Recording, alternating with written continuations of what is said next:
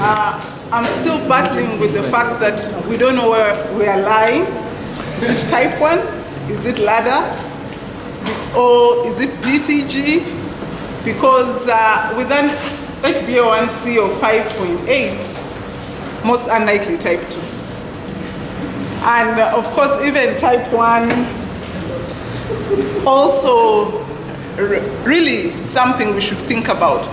But an MCV for iron deficiency actually causes a higher HbA1c, while a lower MCV, I mean a bigger megaloblast will last a shorter time. So with a low MCV, meaning iron deficiency, you would expect a higher HbA1c. So really my talk today is to talk about practical management of DKA in children and adolescents. And so my name is Dr. Thereza Piloya, also called Terry. So, and my outline will be as follows. Please, next slide. So we will define and also list risk factors, but we'll be very fast because Dr. Fred did most of the work. It's not that different. So let's go to the next slide, please. So that's the definition, and the highlights are really to show us the tests we can do. So Dr. Fred kept saying that we are in a resource-poor setting, but there are some things that we can actually use that are readily available to actually diagnose DKA. And so those are the usual tests we use in pediatrics. And in pediatrics, DKA is notifiable. Yes. So don't worry, it's notifiable to the Ministry of Health. Continue. Please continue. So in the newly diagnosed patients, we know the risk factors will differ amongst the newly diagnosed and those who with established diabetes. And in the young, the very young children are at risk. Delayed diagnosis, and I will show you some data that we actually collected. Retrospective chart reviews. Residents in a country with low prevalence, because of low suspicion, low index of suspicion, so you take longer to diagnose, so they come in DKA. And then in patients with non-diabetes, of course, insulin omission and all the other factors listed up there. Next slide. So we had a chart review, reasons of admissions in Mulago Hospital. And this was a paper presented at a conference. We did a chart review for all the patients who were admitted between January 2013 to 31st December. So it was a year's period. Next slide, please. So we found that 61 children, and children were anyone below 19 years, were admitted due to diabetes-related conditions in that period in Mulago Hospital, and the median age was 17. Males were more than the females, and the commonest cause of admission in the adult ward was diabetes ketoacidosis, UTI in diabetes, malaria, and hypoglycemia was rare. And then, next slide, please. And we found that the reason we were invited to this grand round was that DKA is for children, but adults need to learn how to treat DKA more than us, because this showed us that majority of our children get admitted on the adult ward. So the adults actually see the bigger bulk of the children that we should be having in our side. So almost more than 80% of the children were admitted in the adult ward. So the pediatricians can actually relax and teach the physicians to manage it.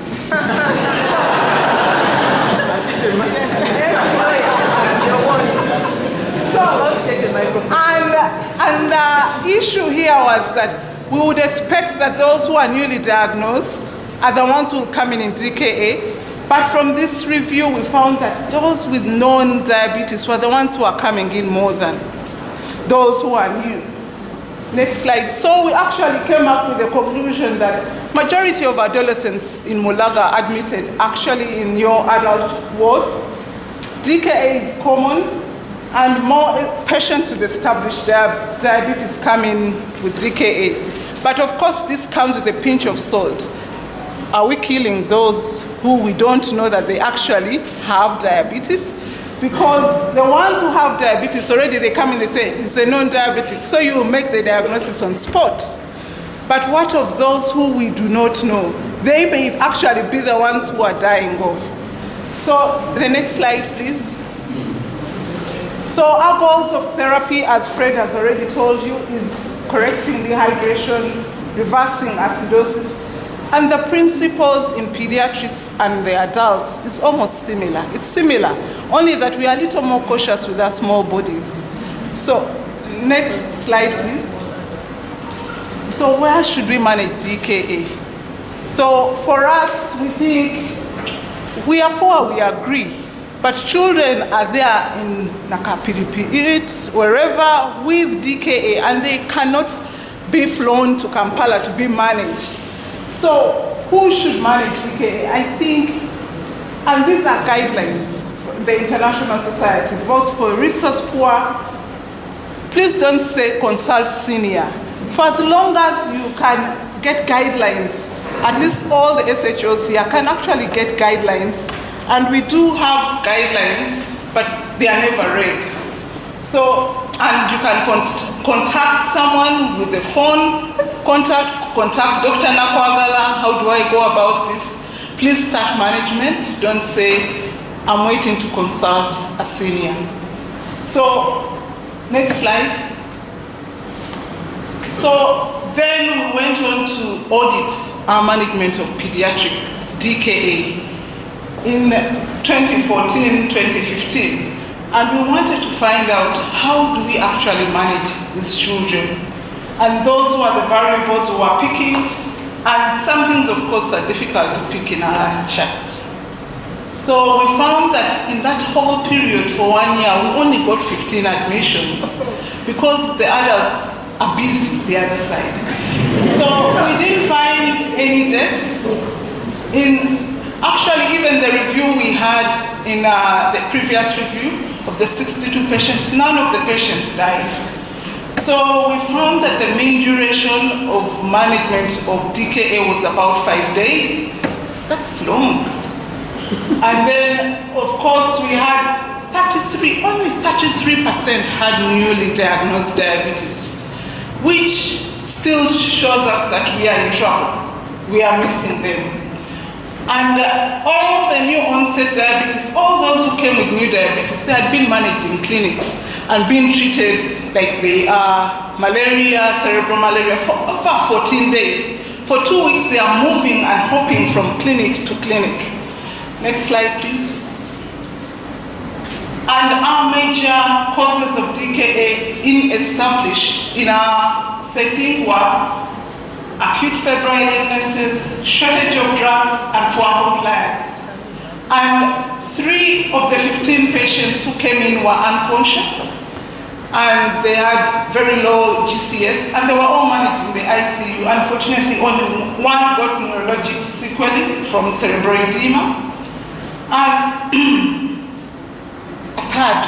a fifth of the patients, a third actually, they had no BP measurements. And we cannot fail to have BP measurements because most of the children, as you saw, the median age was 12, they have cuffs that can fit them.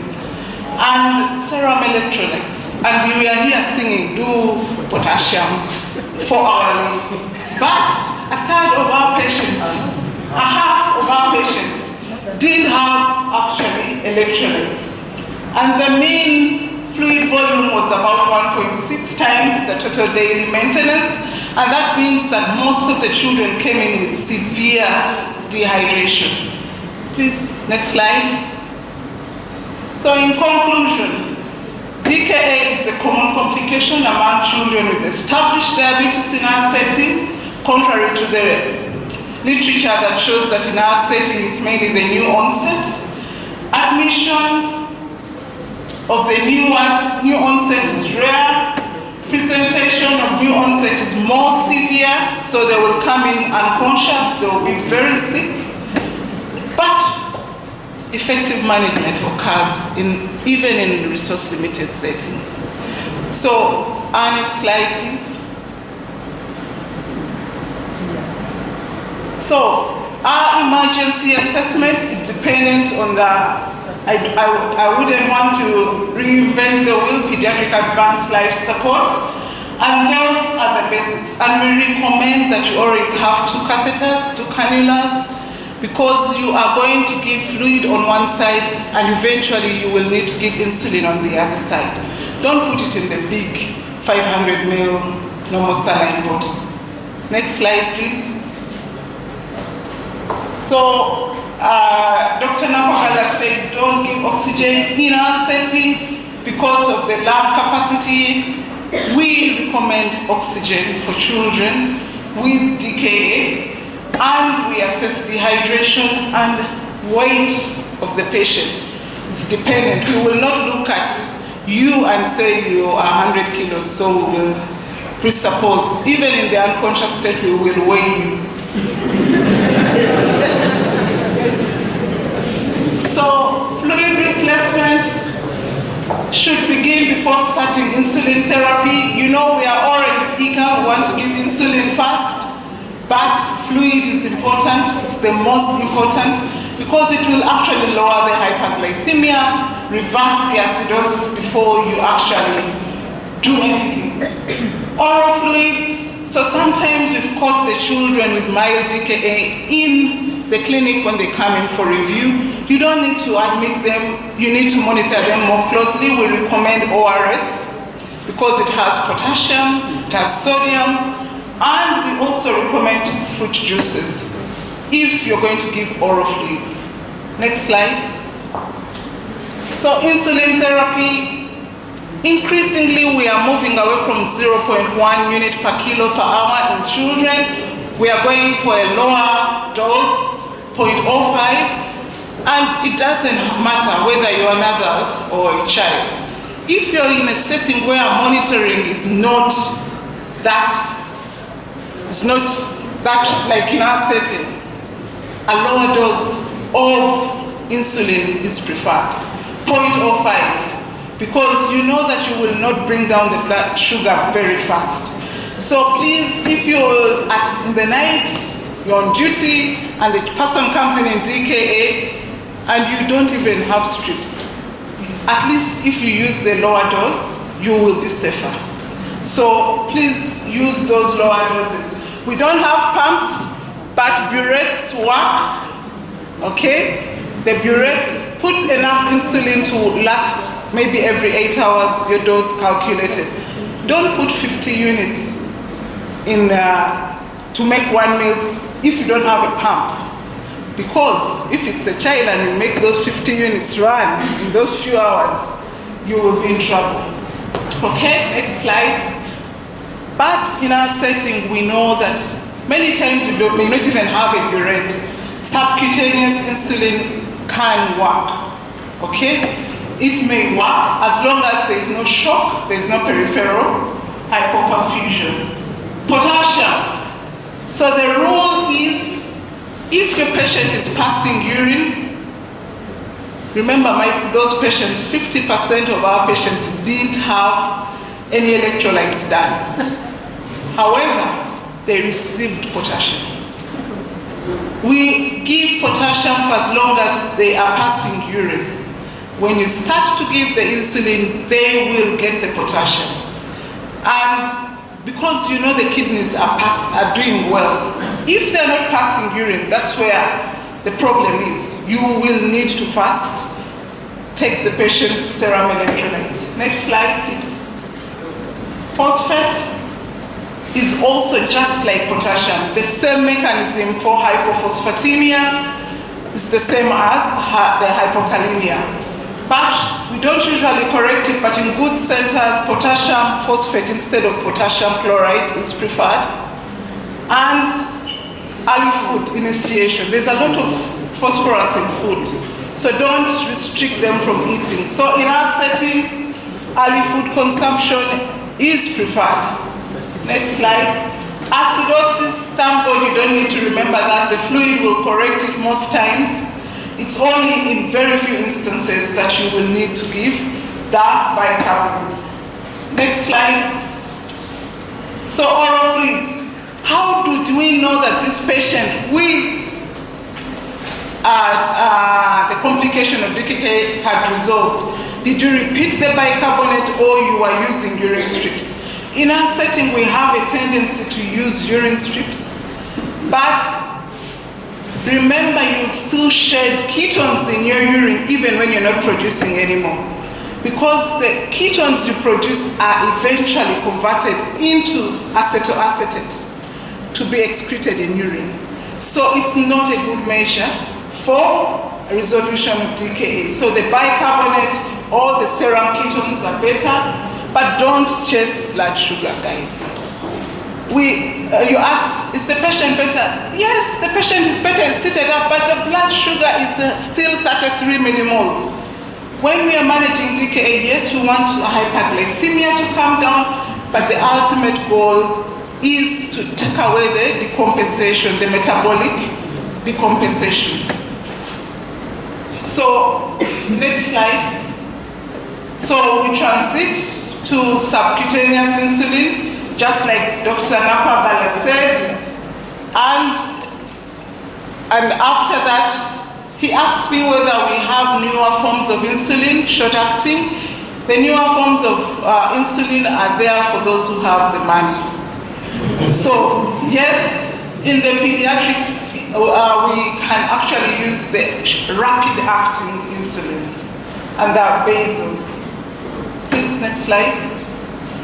Treating complications, cerebral edema, they talked about it in children, it's a major issue. And so as long as you even smell that it could be cerebral edema. So when they say, I have a headache, we will give mannitol. We don't wait to confirm with CT scan, because you will get sequelae. Okay? It's easier to treat it's easier to prevent than treat. Next slide. Remember someone asked about the CBC, the leukocytosis, the high HB. Chronic hyperglycemia causes chronic inflammation, cytokines. And that usually gives us a very high white cell count. So it's really not a marker of infection in DKA. That's why a brilliant student asked, didn't you do a urine culture? Is a blood culture? Because the CBC on its own is not adequate to rule out infection. Okay? Okay, next slide, please. So monitoring. Who monitors every hour? But we are required to monitor hourly. Okay? We are required to monitor hourly. So the students, the SHOs, that means that that day you should not go to sleep. You should monitor the patient. Next slide. So thank you for listening, and those who are from our guidelines.